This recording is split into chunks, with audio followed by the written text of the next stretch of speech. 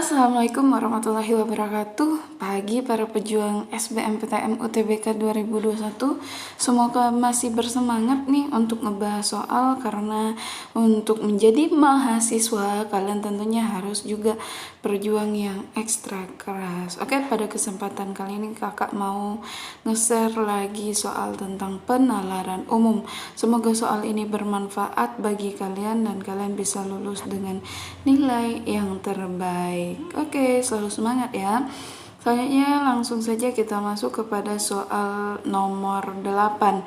Di sini teksnya akan ditampilkan sejak awal kakak memulai pembukaan ya. Soal nomor 8, berdasarkan paragraf pertama, manakah pernyataan di bawah ini yang tidak benar? Ingat, yang kita cari adalah yang tidak benar. Kalian nggak usah baca semua paragraf karena yang ditanya hanya paragraf pertama. Jadi kalau seandainya dibaca semua juga buang-buang waktu. A. Otak dapat dibentuk dan dilatih. B. Otak adalah organ yang tidak bersifat elastis. C. Otak dapat memaksimalkan karena adanya sambungan neutron. D. Otak memiliki sel-sel saraf. Atau E. Otak dapat diberi stimulan. Oke, langsung saja, apa nih jawabannya menurut kalian? Jawabannya adalah yang B. Kenapa yang B, Kak? Karena ini alasannya. Plastisitas otak adalah konsep menjelaskan bahwa otak adalah organ yang elastis, dalam artian bisa terus-menerus dilatih dan dibentuk. Sedangkan yang B itu bilang otak adalah organ yang tidak bersifat elastis. Jadi sudah tentu sangat-sangat tidak benar. Jadi jawabannya B. Nah, itu juga terdapat di paragraf 1 baris 2 dan 3 terakhir, yaitu kalimat pendeknya bahwa otak adalah organ yang elastis.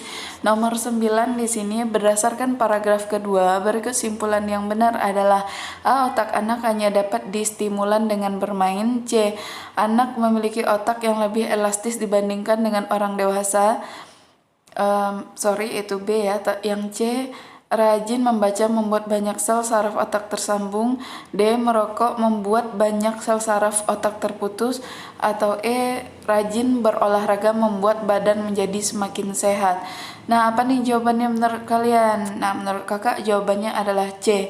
Alasannya, pada paragraf kedua disebutkan bahwa otak bisa distimulus dengan aktivitas seperti belajar. Semakin banyak stimulus yang diterima, akan semakin banyak juga sel-sel saraf otak yang tersambung. Maka rajin membaca membuat sel saraf otak tersambung. Jadi sekali lagi jawabannya di sini yang C ya.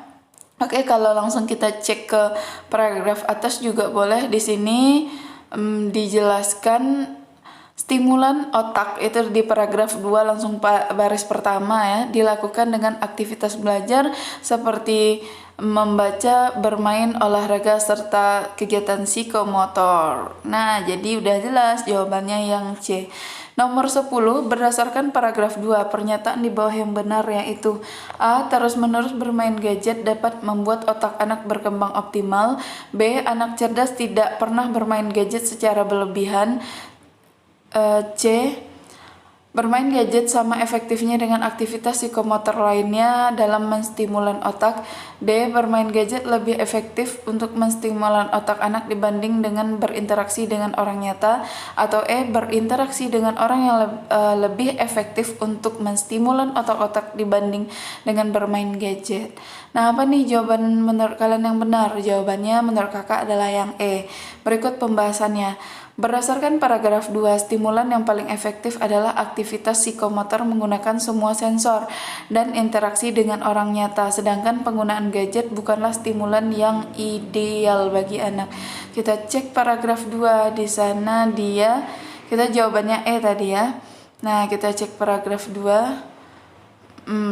Di sini kalau baris keduanya, semakin banyak stimulan diterima akan semakin banyak sel di saraf yang tersambung sehingga anak akan semakin cerdas. Nah, lalu di sini ada juga penggunaan gadget bukanlah stimulan bagi anak. Akibat bermain gadget yang berlebihan itu akan merusak anak. Nah, jadi di sini lebih baik ada interaksi nyata, itu dinyatakan di baris terakhir paragraf kedua. Aktivitas psikomotor motoris menggunakan semua sensor dan interaksi dengan orang yang nyata. Jadi alasan yang paling kuat itu adalah paragraf 2 baris terakhir. Nomor 11, berdasarkan paragraf 3, manakah pernyataan yang tidak benar dengan ciri autistik? A. Sulit untuk berinteraksi. B. Kurang peka dengan lingkungan sekitar. C. Sulit mempertahankan kontak mata dengan lawan bicara. D. Sulit untuk berbicara. Atau E. Berbicara tanpa menatap mata lawan bicara. Nah, apa nih jawabannya menurut kalian? Jawabannya yang paling benar adalah yang D. Apa itu? Berdasarkan paragraf 3, ciri-ciri autistik antara lain bisa saja berbicara tetapi belum tentu bisa berinteraksi, kurang peka dengan lingkungan di sekitarnya, dan sulit mempertahankan kelopak mata dengan lawan jenis. Jadi di sini yang tidak benar adalah kesulitan untuk berbicara. Karena berbicara dia bisa, interaksi dia yang tidak bisa. Nah, itu dia. Buktinya itu paragraf ketiga baris kedua. Orang autistik itu bisa saja bicara tapi belum bisa berinteraksi. Nomor 12, berdasarkan paragraf ketiga, di bawah ini yang paling benar adalah A. Menggunakan smartphone secara berlebihan dapat menyebabkan kurang peka terhadap lingkungan. B. Membaca buku dan stimulan terbaik untuk perkembangan otak. C. Bermain laptop secara berlebihan membuat anak menjadi emosional. D. Untuk melatih kemampuan sosial anak, memainkan smartphone harus dilarang sama sekali. Atau E. Semua anak bermain smartphone untuk menunjukkan ciri-ciri autistik. Nah, di sini jawabannya yang benar adalah yang A. Smartphone adalah salah satu contoh dari jenis gadget. Kemudian smartphone secara berlebihan digunakan dapat menyebabkan seseorang kurang peka pada lingkungan. Nah, di sini tentunya terdapat pada paragraf ketiga. Nah, kita cek langsung ya. Dibandingkan dengan main gadget yang berlebihan, lebih disarankan interaksi.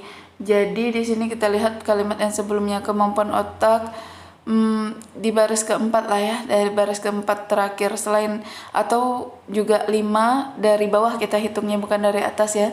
Anak tersebut menjadi kurang peka dengan lingkungan sekitar, sulit mempertahankan kontak mata dengan lawan bicara. Nah, jadi itu jawabannya. Oke, semoga soal yang kakak share ini bermanfaat. Jangan mudah menyerah sebelum kalian melaksanakan ujian. Terus semangat. See you di next video. Assalamualaikum warahmatullahi wabarakatuh.